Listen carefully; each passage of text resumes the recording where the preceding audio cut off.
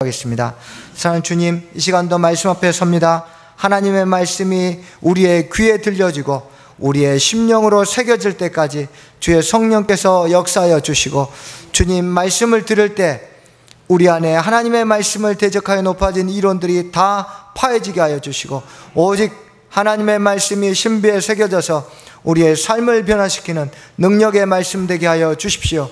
예수님의 이름으로 기도합니다. 아멘.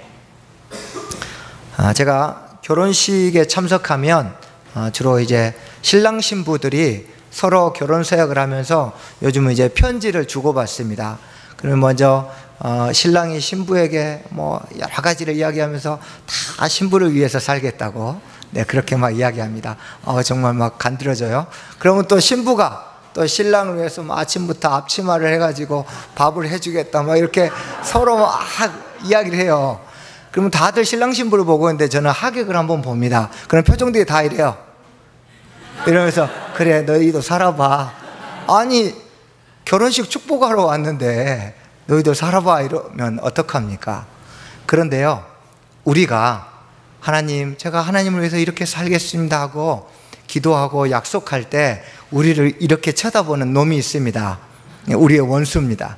그 원수가 우리를 하나님 앞에 고백하지 못하게, 고백한 대로 살지 못하게 하는 수법이 오늘 말씀에 고스란히 기록되어 있는데, 말씀을 통해서 우리가 어떻게 하면 이 방해들을 이겨내고 하나님을 더 깊이 사랑하고 하나님을 위하여 살 수 있는지 말씀 안으로 들어가 보겠습니다. 이새 하나님 여호와의 궁전 기초를 쌓는다는 소식을 듣고 유다와 베냐민의 대적들이 그 소식을 들었습니다. 그리고 우리도 성전 제거에 참여하게 해달라라고 제안하기 위해서 찾아왔습니다. 이들이 성전 제거에 동참을 요청하면서 우리 나름대로 자격이 돼 하고 두 가지 자격 요건을 이야기합니다. 첫 번째는 2절에 보면 우리도 너희와 함께 건축하게 하라 했는데, 이 함께라는 단어가 히브리어 임이라는 단어인데, 보통 이 비슷한 의미 중에서 쌍방 간의 관계가 굉장히 친밀할 때 쓰는 단어를 썼습니다. 그래서 이들이 지금 첫 번째 얘기한 건 우리 지금 너희하고 얼마나 친한 줄 알아? 하고 친밀감을 가지고 성전의 재건에 동참하게 해달라고 이야기합니다. 또 하나, 우리도 너희와 같이 하나님을 찾노라. 우리 너희와 같은 하나님 믿어. 또 우리가 하나님께 제사를 드린다. 너희와 같은 신앙 생활을 하고 있어 하고 신앙의 동질성을 가지고 또다시 성전 건축에 참여하고자 제안합니다. 이때 스룹바벨과 예수아가 3절에 보면 너희는 우리와 상관이 없다라고 아주 단호하게 거절합니다. 친밀한 관계와 신앙적 동질성을 제시하면서 함께 하겠다고 한 이들의 도움을 받으면 여러 가지 갈등도 없고 또 많은 사람이 참여하니까 성전도 훨씬 수월하게 빨리 잘 지을 수 있을 텐데 왜 이렇게 단호하게 거절했을까요? 성전 재건에 동참하겠다고 했던 이들이 어떤 삶을 살고 있는지를 알면 거절의 이유를 알 수 있습니다. 이들은 아수르가 북이스라엘 땅을 점령해서 모든 여러 지역에 있는 사람들을 이곳에 이주시켜서 살게 된 민족들입니다. 아수르라는 민족들은 농사를 짓지 않고 다 약탈에 가서 살기 때문에 반란만 일으키지 않도록 다 서로 지역을 섞어 놓았습니다. 그래서 여러 민족들이 이 북이스라엘 땅, 사마리아 땅에 와서 거주하면서 서로 통혼하고 살게 되었습니다. 그런데 이들이 하나님의 땅에 와서 하나님의 법을 지키지 않고 살자 하나님이 아주 독특한 방법을 사용하셨어요. 사자를 보내서 사람들을 물어 죽이기 시작합니다. 그러자 이들이 이것을 보고합니다. 왕이 그 말을 듣고 잡혀온 포로 중에 제사장을 불러서 이게 어떻게 된 거냐? 하나님의 땅에서 하나님의 법을 지키지 않기 때문에 하나님의 사자를 보낸 겁니다 하자 왕이 제사장을 보내서 이들을 하나님을 경외하는 방법을 가르칩니다. 그 뒤로 이때부터 이들은 여호와도 경외하고 자기 민족의 신들도 함께 섬기기 시작합니다. 이렇게 해서 혼합신앙을 가진 이들의 후손들이 바로 이 사람들입니다. 그러면 이들의 그 혼합신앙의 근본 뿌리가 무엇일까요? 우리 열왕기하 17장 32절 한번 같이 찾아보겠습니다. 제가 가져오는 성경으로 구약성경 593페이지입니다. 열왕기하 17장 32절에서 33절입니다. 찾는 이유는 여러분 이 구절 체크해 놓으셨다가 여러분 마음에 하나님 말고도 다른 것이 들어오면 꼭 이 구절을 읽으면서 자신을 돌아보시기 바랍니다. 구약성경 593페이지 열왕기하 17장 32절에서 33절 우리 한 목소리를 같이 읽겠습니다. 시작. 그들이 또 여호와를 경외하여 자기 중에서 사람을 산당의 제사장으로 택하여 그 산당들에서 자기를 위하여 제사를 드리게 하니라. 이와 같이 그들이 여호와도 경외하고 또한 어디서부터 옮겨왔든지 그 민족의 풍속대로 자기의 신들도 섬겼더라. 이들이 하나님만 믿지 못하고 자기들의 민족 신도 섬겼던 것은 이들의 삶의 목적이 자기를 위한 것이기 때문입니다. 자기를 위하여 사는 사람은 하나님도 경외하고 자신의 필요에 따라 여러 가지를 함께 섬기게 됩니다. 스룹바벨과 예수아는 자신의 조상들이 왜 성전이 파괴되고 포로로 잡혀갔는지를 분명하게 알고 있습니다. 자기를 위하여 살다가 하나님과 바울을 겸하여 섬겼기 때문에 더 이상 이 일을 반복하지 않겠다고 생각했고, 자기를 위하여 사는 사람들이 성전 재건에 동참하면 유다 백성들의 정체성이 무너질 것을 우려해서 많은 도움과 유익이 있겠지만 단호하게 거절했습니다. 그래서 성전을 재건하는 과정에서 하나님을 위하여 사는 것을 위해선 많은 포기들이 있어야 합니다. 많은 것들을, 유익들을 내려놓는 결단이 있어야 합니다. 사람이 많으면 더 빨리 할 수 있고 더 좋을 수 있지만 그들은 그것보다 더 중요한 것은 하나님을 위하여 사는 백성으로의 삶, 그 정체성을 지키는 것이라고 생각했습니다.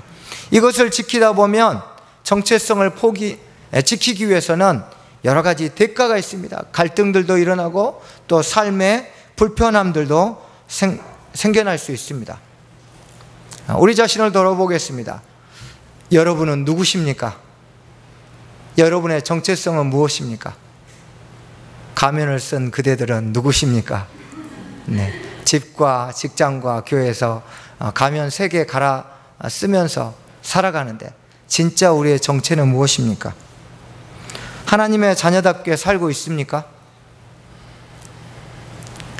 하나님은 이사야서 43장 21절에서 우리를 지은 목적에 대해서 분명하게 이야기하고 있습니다. 같이 읽겠습니다. 이 백성은 내가 나를 위하여 지었나니 나를 찬송하게 하려 함이니라. 여러 가지가 있지만 하나님이 우리를 지으신 하나의 목적은 당신을 위하여 살도록 지으신 겁니다. 그러므로 하나님을 위하여 살지 않는 것이 죄입니다. 하나님을 향하여, 하나님을 위하여, 하나님 때문에 살아야 하는데 우리의 삶이 자꾸 하나님을 위하여 살지 않고 내 자신을 위해서 사는 것은 내 삶을 편리하게 한 유익들을 포기하지 못하기 때문입니다. 오늘 우리의 대적들도 편리함이라는 이 달콤한 유혹들을 가지고 너가 하나님을 위해 살면 그거 포기해야 돼 하고 우리를 유혹하는데 우리가 그 달콤한 유혹 앞에 속절없이 무너지고 있습니다. 그래서 아주 작은 유익 하나도 포기하지 못해서 자기를 위해 사는 인생으로 살아가고 있습니다. 이것은 개인만의 문제가 아닙니다. 오늘날 교회도 마찬가지입니다. 여러분, 교회가 한 사람을 예수 그리스도의 제자로 훈련시키는 것보다 교회를 잘 아름답게 꾸미고 성도들이 와서 잘 지낼 수 있도록 환경을 조성하고 또 너무 불편하거나 힘들지 않게 해서 잘 정착할 수 있도록 이렇게 만들어 놓습니다. 왜요? 옆에 잘 훈련된 교회에서 사람을 데려온 게 훨씬 편하거든요. 고생할 일 없고. 그래서 저마다 교회들이 성도를 고객처럼 떠받들면서 편안하게 오시옵소서 하고 복음의 정체성을 분명하게 가르치지 않습니다. 여러분, 우리가 한 영을 위해 해산하는 수고를, 이런 해산한다는 단어 자체를 들은 지가 너무 오래되지 않았나요? 한 영혼을 주님의 제자로 만들기 위해서 몸부림치는 아비들이 교회에서 사라지고 있습니다. 저마다 지식적인 즐거움을 제공하는 선생들만 득실거립니다. 어느 교회가 좋은 교양 강좌, 성경대학을 잘 차려놓고 좋은 성도를 모시나 시합하고 있는 동안 교회는 승리하는 법을 잃어버렸습니다. 성도는 자기가 누군지, 또 다른 생명을 잉태하는 삶을, 또 다른 제자를 양산해야 되는 삶을 살아야 되는 존재라는 것을 잊어버리고 살고 있습니다. 우리의 인생을 한번 돌아보십시오. 여러분, 이제까지 여러분 무엇을 위해 공부하셨습니까? 여러분 누구를 위해 대학을 지나가셨고, 여러분 무엇을 위해서 직장을 선택하셨습니까? 하나님을 위하여 선택하셨습니까? 자기를 위하여 선택하셨습니까? 여러분, 애들에게 공부 이야기 하시는데 한번 하나님을 위해서 공부하라고 이야기한 적이 있습니까? 왜 우리가 하나님을 위하여 공부하라고 말하지 못할까요? 자기도 하나님을 위해서 살아본 적이 없거든요. 그러니 어떻게 이게 자연스럽게 나오겠습니까? 그렇게 일주일 내내 자기를 위하여 공부하며 살던 자녀들을 일주일에 겨우 한두 시간 교회에 갖다 놓고 교육시킨다고 아이들이 바뀔까요? 절대 안 바뀝니다. 애들도 똑똑해서 바뀐 척 합니다. 그러나 절대 바뀌지 않습니다. 여러분, 자기를 위하여 사는 삶을 포기하지 않는 한 어른이고 아이고 절대 변화되지 않습니다. 교회조차도 자기를 위하여 사는 성도들에게 그것이 잘못되었다, 하나님을 위해 살라고 이야기하지 못합니다. 세게 이야기하면 다음 주에 다른 교회 가거든요. 다른 교회 가도 좋습니다. 저는 이야기할 겁니다. 불편하시면 가십시오.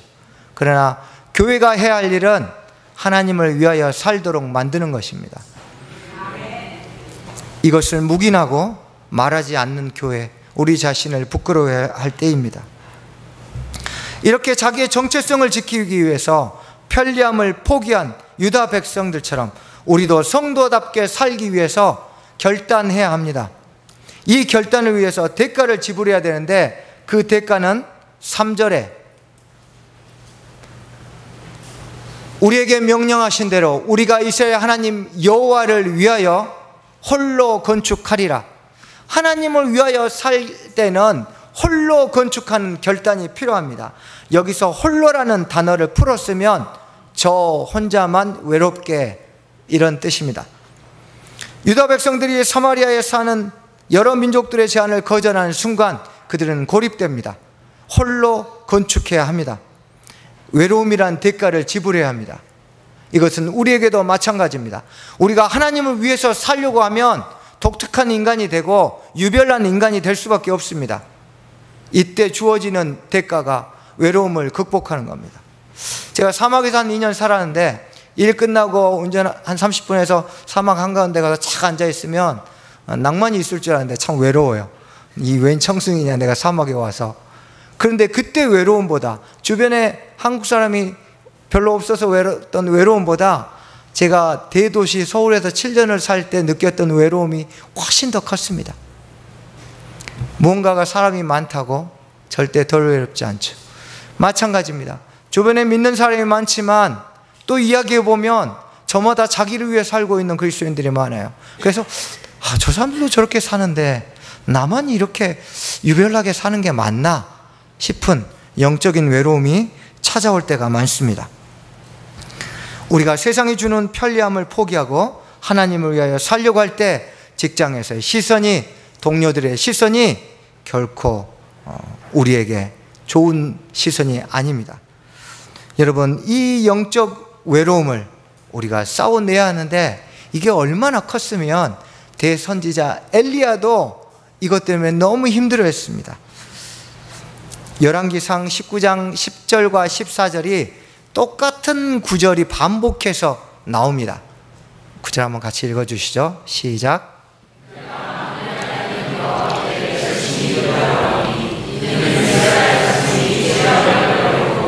주의 제단을 헐며 칼로 주의 선지자들을 죽였으며 오직 나만 남았거늘 그들이 내 생명을 찾아 빼앗으려 하나이다. 아멘. 14절에서 똑같이 이야기합니다. 이게 지금 되게 길게 풀어놨지만 딱 한마디예요. 어떻게 나 혼자 이 싸움을 하라고 이러십니까? 지금 이렇게 하나님께 항의하는 겁니다. 우리도 이런 항의들을 많이 합니다. 하나님, 주변을 보니까 나만 이러고 있는데 왜 내가 이렇게 혼자 이 고생을 하며 이 싸움을 싸워야 합니까? 그렇게 항변합니다. 이렇게 항변했던 엘리야에게 하나님께서 이렇게 말씀하십니다. 그러나 내가 이스라엘 가운데 7,000명을 남기리니 다 바알에게 무릎을 꿇지 아니하고 다 바알에게 입맞추지 아니한 자니라. 우리 눈에 보이지 않아도 바알에게 무릎 꿇지 않고 입맞추지 아니한 자 7,000명을 숨겨두셨답니다. 옆을 한번 보시죠. 이렇게 이야기하시죠. 당신이 나의 7,000명의 한 명이 되어주십시오.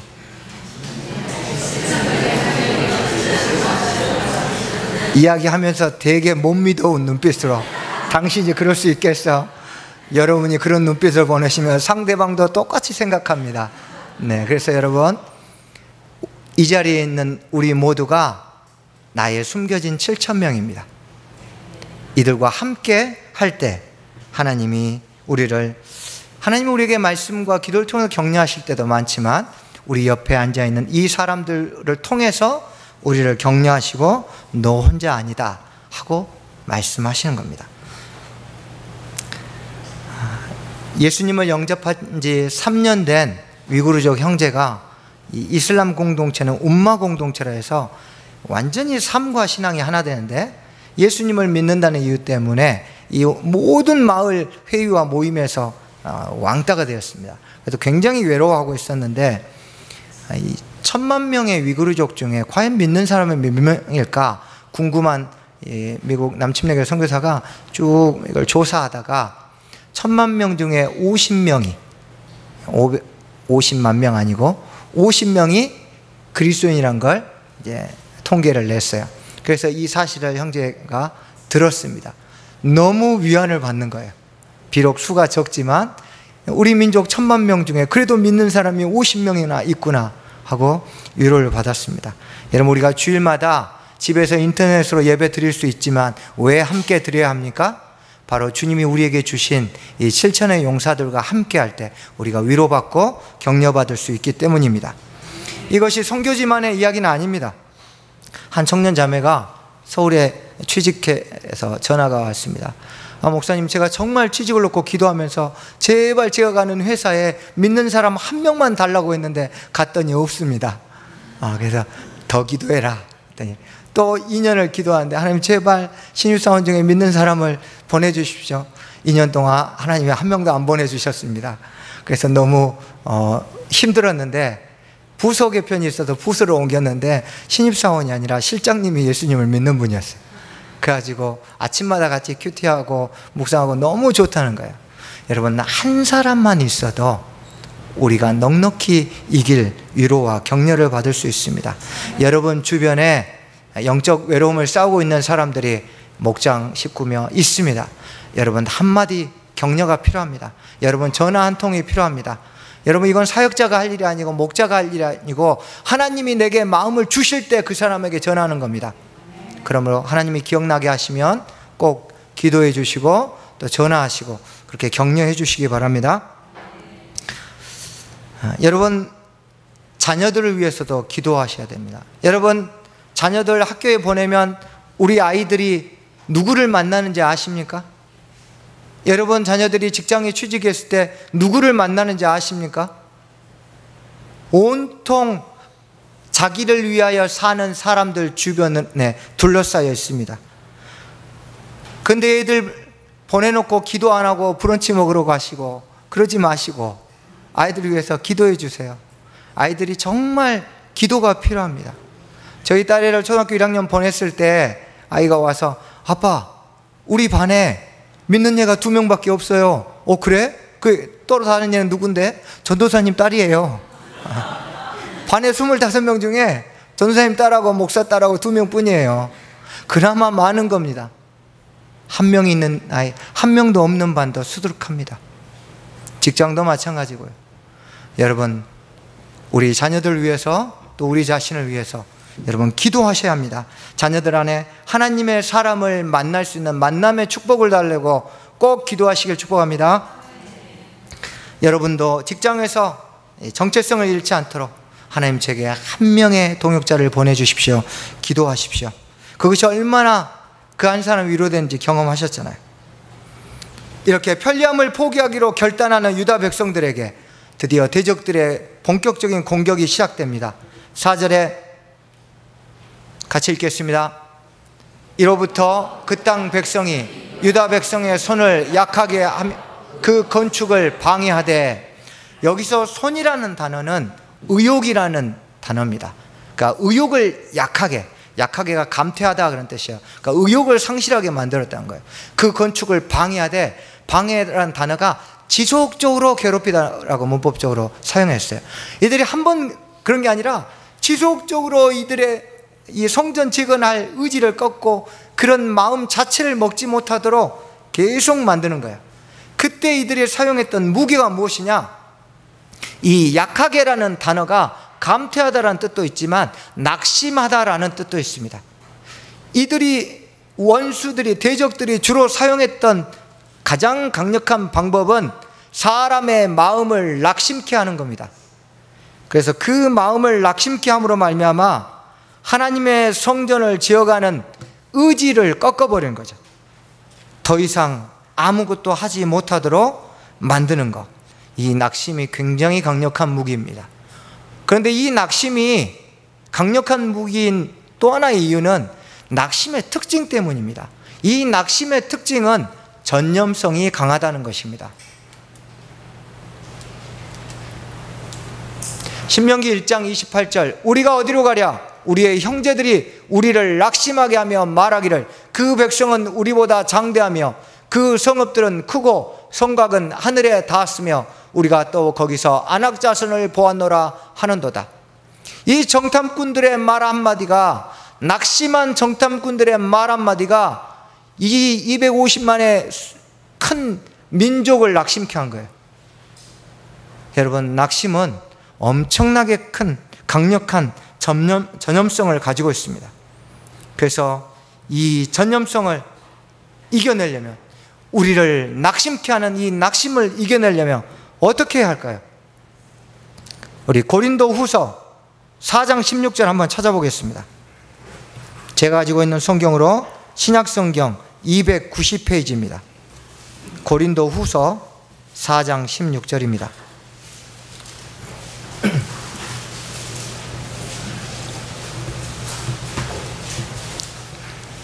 290페이지 4장 16절 한 목소리로 같이 읽겠습니다. 시작.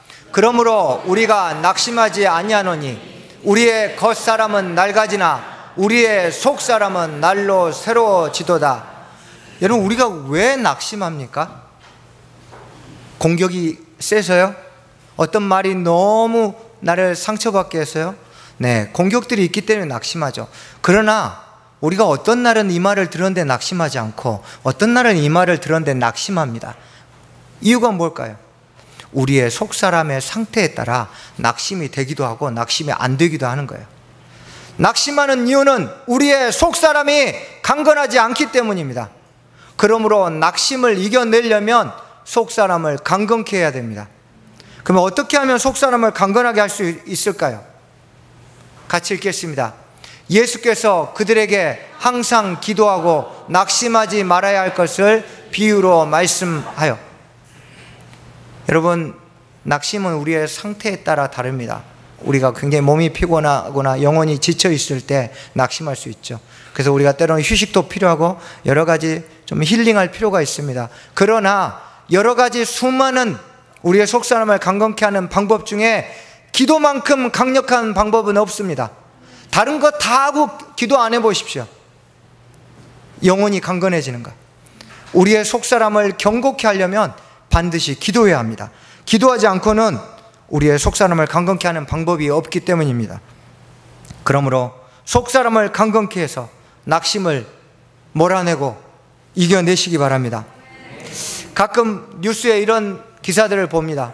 어떤 남자가 사랑하는 여자가 있는데 이 여자가 떠나가니까 그 가족에게 가서 막 위협하고 또는 가족을 죽이기도 하고 이런 뉴스들이 나오는데 꼭 이것과 마찬가지입니다.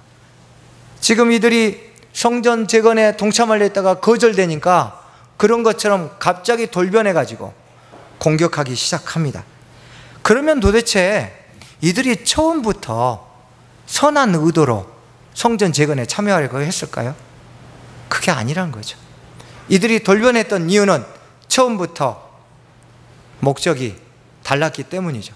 이들이 궁극적으로 성전 재건을 방해한 것을 통해서 우리가 알 수 있는 이들의 궁극적인 목적은 5절을 통해서 알 수 있습니다. 5절에 보면 관리들에게 뇌물을 주어 그 계획을 막았으며라고 했습니다. 이게 이들의 궁극적인 목적입니다. 여기에 막았으며라는 단어는 주로 계약을 깨트릴 때 사용하는 단어입니다. 우리가 흔히 파기하다는 단어를 막 아무 때나 쓰나요? 주로 계약과 관련돼서 계약을 파기하다 할 때 파기하다라는 단어를 자주 사용합니다. 마찬가지로 여기 이 막았으며라는 히브리어도 계약을 깨트릴 때 주로 사용하는 단어입니다. 그렇다면 이 막았으며 앞에 있는 그 계획은 무엇을 의미할까요? 계약과 관련된 어떤 거겠죠. 하나님이 이스라엘 백성들을 성전을 재건하라고 거기 임하셨다가 성전이 파괴됐어요. 다시 이들을 불러서 포로 귀한 자들에게 성전을 재건하라 했을 때는 무엇을 의미합니까? 성전을 짓는다는 건 너희가 나를 위하여 성전을 지으면 내가 거기에 임재하리라. 하나님과 하나님의 백성들이 하나님을 위하고 하나님은 그들의 하나님이 되어서 임재하는 이 언약 백성, 이 언약 때문에 성전을 짓는 겁니다.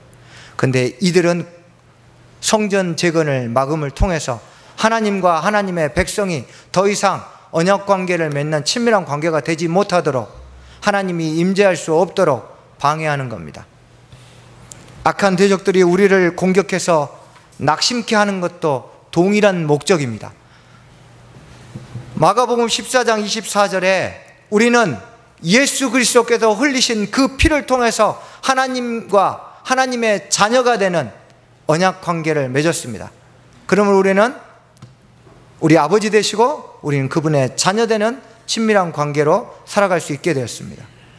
대적들이 원하는 것은 바로 우리가 하나님과 친밀한 관계를 유지하지 못하도록 이것을 깨트리는데 그들의 궁극적인 목적이 있습니다.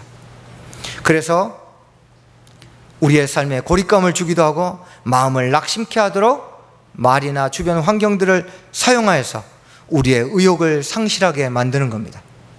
여러분, 의욕 상실에 걸렸는지를 진단하는 방법이 있습니다. 예배 드릴 때 내가 말씀 읽고 기도하고 막 해야지 하는데 집에 가면 바로 성경을 발로 쭉 밀고 이렇게 자기를 위하여 시간을 보내는 것. 의욕상실증에 걸린 사람들의 현상에, 영적 의욕상실증에 걸린 사람들의 현상의 대부분은 하나님을 위하여 사용할 시간을 자기를 위하여 사용합니다.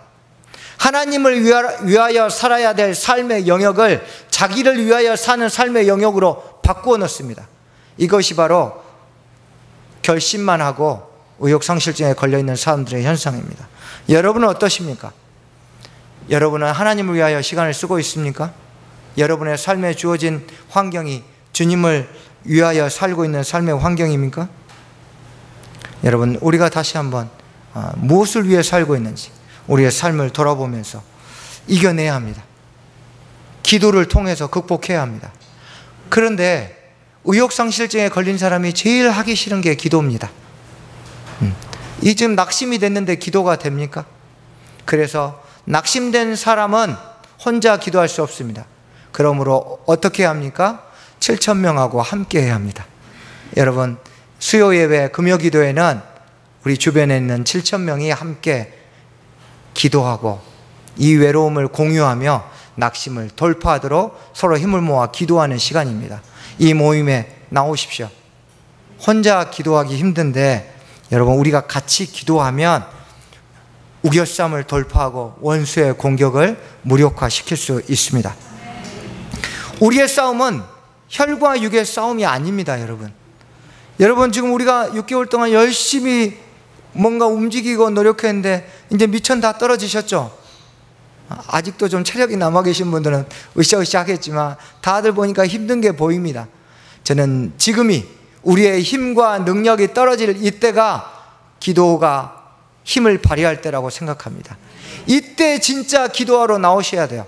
이때 정말 자기의 삶의 자리에서 무릎 꿇고 기도의 싸움을 싸워야 합니다. 저도 지난주에 한 주 동안 좀 낙심하는 일들이 많았습니다. 그때 참 이 낙심을 이겨내려고 몸부림을 치는데 쉽지 않더라고요. 오늘 아침에 설교하려고 하는데 너무 마음이 불편해서 아침에 가서 쉰 목으로 막 기타 치고 찬양을 부르고 소리를 지르면서 막 기도를 했습니다. 기도하고 났더니 제 마음의 속사람이 강건해지면서 주님의 평안을 주셨습니다. 여러분, 기도하셔야 합니다. 기도하지 않고는 절대로 낙심케 하는 공격을 방어할 수가 없습니다. 왜 우리가 기도해야 합니까? 이것이 보이지 않는 싸움이기 때문입니다. 영적 전쟁인데 우리의 의지와 열심과 노력으로 하려고 하니까 답답하고 안 되는 거죠. 이것을 다니엘이 우리에게 가르쳐 주었습니다. 한번 같이 찾아보겠습니다. 다니엘서 10장 2절에서 3절입니다. 제가 가지고 있는 구약성경 1250페이지입니다. 1250페이지 다니엘서 10장 2절에서 3절. 아마도 여러분의 성경에는 다니엘서 10장 10절부터만 밑줄이 쳐져 있을 겁니다. 2절은 별로 중요하지 않아서. 네, 왜 중요한지 들려드리겠습니다. 같이 읽겠습니다. 시작. 그때 나 다니엘이 세 이레 동안을 슬퍼하며 세 이레가까지 좋은 떡을 먹지 아니하며. 여기까지 한번 보겠습니다. 여러분, 다니엘이 왜 슬퍼했는지 아십니까? 왜 슬퍼해서 금식했는지 아십니까? 다니엘이 이때 금식했던 이유는 성전 재건이 중단되었다는 소식을 듣고 슬퍼한 겁니다. 다니엘은 하나님의 성전이 재건된 걸 기뻐했는데 먼 타국 땅에서 이것이 중단됐던 걸 알고 슬퍼하며 금식하고 기도했습니다. 그가 겸비했을 때, 즉 금식하고 회개하며 이 문제를 주님 앞에 끌고 나갔을 때 하나님께서 다니엘에게 환상 가운데 나타나셔서 말씀하셨습니다. 내가 겸비하여 내 앞에 서는 그 첫날부터 내가 너를 기억했다. 그러나 바사 왕 군주가 이것을 막아서 20하루 21일 동안 응답이 지체된 것뿐이다 하고 다니엘을 격려했습니다. 여러분, 우리가 기도한다고 당장 변화가 나타나지 않을 수도 있습니다. 그러나 우리가 기도해야 되는 건 이것이 우리 눈에 보이는 싸움이 아니라 눈에 보이지 않는 싸움이기 때문입니다. 지금도 치열하게 전쟁이 일어나고 있습니다. 자기를 위하여 성을 쌓는 이론과 하나님을 위하여 살라고 하는 이 말씀 사이에서 여러분의 영혼 가운데 치열한 전쟁이 일어나고 있습니다. 이 치열한 전쟁에서의 승리는 기도할 때만 얻을 수 있습니다. 여러분, 이제 좀 안정이 되었다고요? 많이 좋아졌다고요? 방심하지 마십시오. 완성이 이루어진 걸 볼 때까지 우리는 기도를 쉬는 죄를 범해서는 안 됩니다. 자, 여기까지 들었을 때 우리가 한 가지 계속 궁금한 것은 우리의 대적이 누굴까? 혹시 그 사람일까? 지금 막 다들 떠오르고 계시는 거 아닌가 모르겠어요. 우리의 대적이 누굴까요? 6절을 보면 또 아하수에로가 즉위할 때 그들이 글을 올려 유다와 예루살렘 주민을 고발하니라 했어요. 여기서 이 고발, 이 아하수에로는 지금 50년 후의 왕이에요. 성벽을 재건할 때 이들의 왕에게 성벽 재건을 중단시켜달라고 고발을 했는데 이 고발한 사람들도 지금 성전 재건을 동참했다가 안 되니까 공격하는 이들의 후손입니다. 수법은 똑같습니다. 이들이 어떻게 했어요? 고발했습니다. 근데 이 고발이라는 히브리어 단어가 시트나라는 단어인데 왠지 어떤 발음하고 비슷하죠? 사탄, 이 사탄이라는 단어에서 유래했습니다. 왜요? 사탄은 고발자요, 참소자, 정죄하는 자. 우리의 대적은 사탄입니다. 그런데 이 사탄이 우리의 생각으로만 우리를 공격하지 않고 우리 주변에 있는 사람들, 환경들을 통해서 지속적으로 우리를 흔들어대고 공격합니다. 그러므로 이것은 보이지 않는 싸움입니다. 우리가 이 보이지 않는 싸움 가운데, 우리를 흔들어대는 사탄의 공격 가운데서 흔들리지 않는 나라의 백성이 되기 위해서 낙심과 외로움을 돌파하고 하나님을 위해 살아가기 위해서 기도하고 포기하지 않고 다시 일어서야 합니다. 제가 사역했던 위구르라는 민족을 위해서 전국에서 교회와 교단과 개인의 모든 성향들을 다 막론하고 오직 위구르족을 위해서 기도하자 하고 여러 기도 그룹들이 모여서 전국 위구르 연합 기도 모임이라는 것이 있었습니다. 예전에 이 위구르를 위해 기도하고 있는 이 연합팀에 기도하다가 한 형제가 환상을 보았는데, 환상 가운데 어떤 새카만 녀석이 나타나가지고 막 벽돌을 올립니다. 자세히 보니까 이슬람 성전 모스크입니다. 모스크를 막 쏴요. 근데 한국 쪽 방향에서 화살이 하나 쭉 날라와가지고 벽돌을 툭 칩니다. 그럼 벽돌이 맞고 떨어져요. 그럼 또 새까만 녀석들이 막 올라가지고 또 벽돌을 올립니다. 이게 한참 되고 나서 이 형제가 너무 답답해가지고, 하나님 왜 이렇게 화살이 적습니까? 화살 좀 많이 보내가지고 이 강력한 진을 좀 빨리 허물어 주십시오. 그때 하나님께서 형제에게 이렇게 말씀하셨습니다. 이 화살은 기도의 화살인데 한국에서 이 땅과 이 민족을 위해 기도하는 게 너무 적어서 화살 양이 적은 거다. 이 이야기를 들은 형제가 이것을 나누고 이 민족을 위해 더 많이 홍보하고 기도했었습니다.